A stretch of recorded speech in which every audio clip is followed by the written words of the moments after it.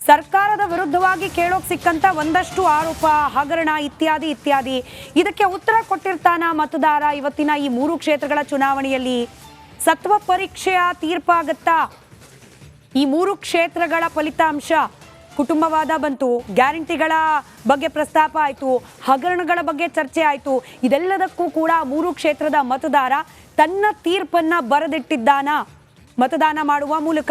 3 ಕ್ಷೇತ್ರಗಳ ತೀರ್ಪು ಆಡಳಿತ ಪಕ್ಷಕ್ಕೆ ವರ ಆಗತ್ತಾ ಅಥವಾ ವಿರೋಧ ಪಕ್ಷಗಳ ನರೇಟಿವ್ ಏನಿದೆ, ಕಾಂಗ್ರೆಸ್ ಸರ್ಕಾರ ಬಂದ್ಮೇಲೆ ಹೀಗಾಯ್ತು, ಹಾಗಾಯ್ತು, ಹಗರಣ ಆಯಿತು, ಓಲೈಕೆ ಆಯಿತು, ತುಷ್ಟೀಕರಣ ಆಯಿತು, ಬೆಲೆ ಏರಿಕೆ ಆಯಿತು, ಈ ವಿರೋಧ ಪಕ್ಷಗಳ ನರೇಟಿವ್ ಅಥವಾ ವಾದ ಏನಿದೆ ಅದರ ಪರವಾಗಿ ಅದಕ್ಕೆ ಮಣಿದು ಮತ ಹಾಕಿದ್ದಾನ ಮತದಾರ? ಸತ್ವ ಪರೀಕ್ಷೆ. ಮುಖ್ಯಮಂತ್ರಿ ಸಿದ್ದರಾಮಯ್ಯನವರು ಕೂಡ ಮೋಹನ್ ವಿಶ್ವ ಅವರೇ ಕಾನ್ಫಿಡೆನ್ಸ್ ಅಲ್ಲಿ ಮಾತಾಡಿದ್ದಾರೆ, 3ಕ್ಕೆ 3 ನಮ್ದೇ ಗೆಲುವು ಅಂತೇಳಿ. ಹಾಗೆ CP ಯೋಗೇಶ್ವರ್ ಅವ್ರದ್ದು ಒಂದು ಇಂಟ್ರೆಸ್ಟಿಂಗ್ ಬೈಟ್ ಇದೆ, ಅದೆರಡನ್ನು ಕೇಳಿಸ್ಕೊಳ್ಳಿ, ಆಮೇಲೆ ನಾಗೇಂದ್ರ ಪ್ರಸಾದ್ ಅವರಿಗೆ ಪ್ರಶ್ನೆ ಕೇಳ್ತೀವಿ. ನಾವು 3 ಗೆಲ್ತೀವಿ. ನಾನು 3 ಕಡೆ ಪ್ರಚಾರ ಮಾಡಿದ್ದೀನಿ.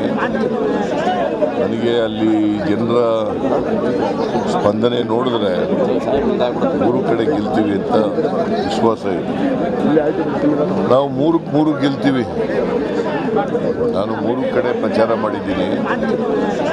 ನನಗೆ ಅಲ್ಲಿ ಜನರ ಸ್ಪಂದನೆ ನೋಡಿದ್ರೆ 3 ಕಡೆ ಗೆಲ್ತೀವಿ ಅಂತ ವಿಶ್ವಾಸ. ಪಟ್ನಾ ಉಪಚುನಾವಣೆಯ ಈ ದಿನದ ಮತದಾನದಲ್ಲಿ ನನ್ನ ಹುಟ್ಟೂರು ಚಕ್ಕೇರಿನಲ್ಲಿ ಇವತ್ತು ನಾನು ಮತದಾನ ಮಾಡಿದ್ದೀನಿ. ಒಳ್ಳೆಯ ವಾತಾವರಣ ಇದೆ. ಜನಸಾಮಾನ್ಯರು ಸರ್ಕಾರದ ಪರವಾಗಿದ್ದಾರೆ ಅಂತ ಅನಿಸ್ತಾ ಇದೆ. ಎಲ್ಲ ಕಡೆ ಉತ್ಸಾಹದಿಂದ ಮತದಾನ ಮಾಡ್ತಾ ಇದ್ದಾರೆ. ಸರ್, CP ಯೋಗೇಶ್ವರ್ ಅವರು ಮಾತನಾಡಿದ್ದನ್ನು ನೀವು ಕೇಳಿಸ್ಕೊಂಡ್ರಿ. ಸರ್ಕಾರದ ಪರವಾಗಿದ್ದಾನೆ ಮತದಾರ ಅನ್ನೋದು ಚನ್ನಪಟ್ಟಣದ ಅಥವಾ ಈ 3 ಕ್ಷೇತ್ರದ ರಿಸಲ್ಟ್ ಇಂದ ಗೊತ್ತಾಗುತ್ತೆ ಅಂತ ಹೇಳಿ. ಸರ್ಕಾರದ ಪರ ಇದ್ದಾರಾ ಇಲ್ವಾ ಜನ ಅನ್ನೋದನ್ನ ಈ 3 ಕ್ಷೇತ್ರದಿಂದ ನಿರ್ಧಾರ ಮಾಡಿಬಿಡ್ಬೋದಾ? ನೋಡಿ, ಮೊದಲನೇದಾಗಿ ಇವತ್ತು ಈ 3 ಕ್ಷೇತ್ರಗಳಲ್ಲಿ ನಡೆದಿರ್ತಕ್ಕಂಥ ಚುನಾವಣೆ ಅಭಿವೃದ್ಧಿ ವರ್ಸಸ್ ಅಪೋಸಿಷನ್.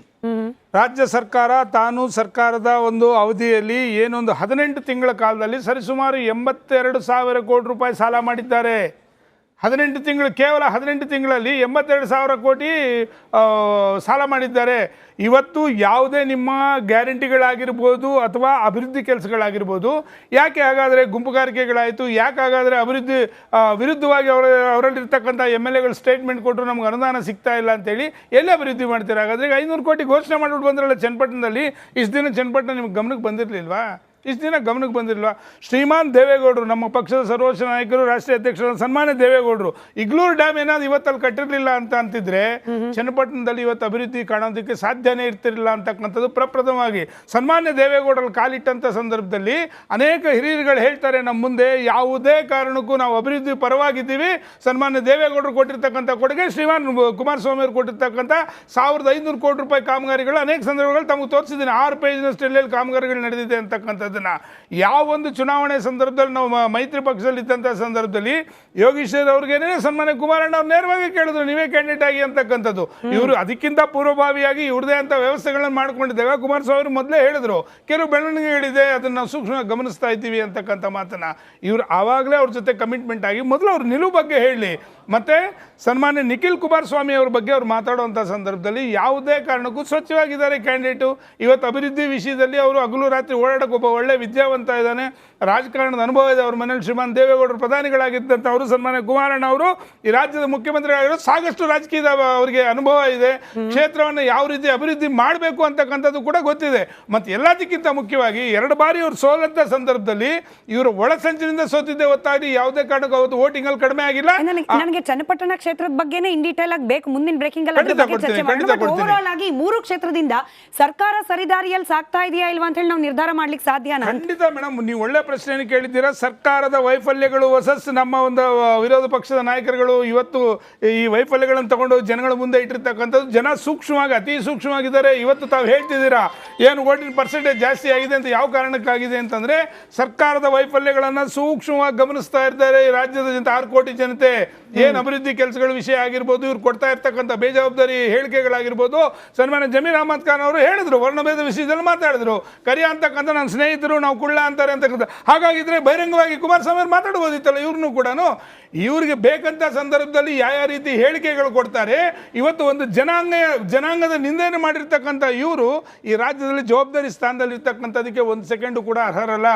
ಅನೇಕ ಸಂದರ್ಭಗಳಲ್ಲಿ ನಮ್ಮ ಸಂವಿಧಾನದ ಬಗ್ಗೆ ಪಾಠ ಮಾಡ್ತಾರೆ ಸನ್ಮಾನ್ಯ ಮುಖ್ಯಮಂತ್ರಿಗಳು. ಯಾಕೆ ಇವರು ಪಾಠ ಮಾಡಿಲ್ಲ ಇವತ್ತು? ಯಾಕೆ ಇವರು ವಿರುದ್ಧವಾಗಿ ಕ್ರಮ ಕೈಗೊಂಡಿಲ್ಲ? ಇವ್ರಿಗೆ ಬೇಕಾಗಿರೋಂತಕ್ಕಂಥ ಸಂದರ್ಭದಲ್ಲಿ ಇವ್ರು ಬೇಕಾಗಿರೋ ರೀತಿಗಳಲ್ಲಿ ಸರ್ಕಾರ ನಡೆಸ್ತಕ್ಕಂಥದ್ದನ್ನ ಜನಸಾಮಾನ್ಯರು ಸೂಕ್ಷ್ಮವಾಗಿ ನೋಡ್ತಾ ಇದ್ದಾರೆ. ಇವತ್ತು ಈ ಪರ್ಸೆಂಟೇಜ್ ಜಾಸ್ತಿ ಆಗಿರ್ತಕ್ಕಂಥದ್ದು ಕಾರಣ ಒಂದೇ ಒಂದು, ಈ ಸರ್ಕಾರದ ವೈಫಲ್ಯಗಳನ್ನು ಸೂಕ್ಷ್ಮವಾಗಿ ಗಮನಿಸ್ತಾ ಇದ್ದಾರೆ.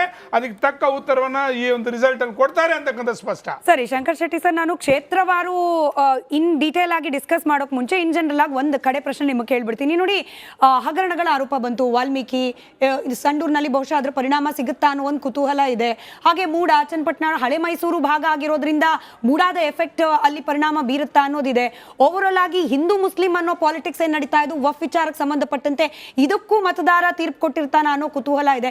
ಬಟ್ ಇದು ನಡೀತಾ ಇರೋದು ಬೈ ಎಲೆಕ್ಷನ್. ನಾವು ಸಾಮಾನ್ಯವಾಗಿ ಇಂಥ ಎಲೆಕ್ಷನ್ ನಡೆಯುವಾಗ ಕ್ಷೇತ್ರವಾರು ಆ ಕ್ಷೇತ್ರದ ಸಮಸ್ಯೆಗಳು, ಅದಕ್ಕೆ ಸ್ಪಂದಿಸೋ ನಾಯಕತ್ವ ಇದ್ರ ಪರವಾಗಿರ್ತಾನ ಮತದಾರ, ಅಥವಾ ಒಟ್ಟಾರೆಯಾಗಿ ರಾಜ್ಯ ರಾಜಕಾರಣದ ಕಡೆಗಿರ್ತಾನ ಅಂತ ಹೇಳಿ? ಇದು ರಾಜ್ಯ ರಾಜಕಾರಣ ಮೇಲೆ ಇರ್ತದೆ, ಲೋಕಲ್ ಇಶ್ಯೂಸ್ ಮೇಲೆ ಇರ್ತದೆ. ಮೋಸ್ಟ್ಲಿ ಲೋಕಲ್ ಇಶ್ಯೂಸ್ ಮೇಲೆ ಜಾಸ್ತಿ ಹೋಗ್ತಾ ಇದೆ ರಾಜ್ಯ ರಾಜಕಾರಣಕ್ಕಿಂತ. ನೀವು ಹೇಳಿದಾಗೆ ಹಗರಣಗಳು ನಡೆದಿವೆ, ಖಂಡಿತವಾಗಿ ಒಂದು 2-3 ಹಗರಣ ನಡೆದಿವೆ. ಯಾವುದು ಮೂಡ ಹಗರಣ ಆಗಲಿ, ವಾಲ್ಮೀಕಿ ಹಗರಣ ಆಗಲಿ, ಅಥವಾ ಈಗ ವಕ್ಫ್ ಅಂತ ಬರ್ತದೆ, ವಕ್ಫ್ ಹಗರಣಗಳೇ ನಡೆದಿವೆ. ಅಟ್ ದಿ ಸೇಮ್ ಟೈಮ್ ಅದನ್ನು ಕೌಂಟರ್ ಮಾಡಲಿಕ್ಕೆ ಕಾಂಗ್ರೆಸ್ ಹತ್ರ ಇರೋ ಒಂದೇ ಒಂದು ಅಸ್ತ್ರ ಅಂದರೆ ಗ್ಯಾರಂಟೀಸ್. ಅವ್ರು ಹೇಳ್ತಾರೆ ಗ್ಯಾರಂಟೀಸ್ ಇದು ಮಾಡಿದ್ದಾರೆ ಅಂತ. ಏನು ಗ್ಯಾರಂಟೀಸ್ ನಾವು ಒಳ್ಳೆ ರೀತಿಯಲ್ಲಿ ಇಂಪ್ಲಿಮೆಂಟ್. ನಿಮಗೂ ಗೊತ್ತಿರ್ಬೋದು ಎಲ್ಲಿ ಇದ್ರ ಪ್ರಕಾರ.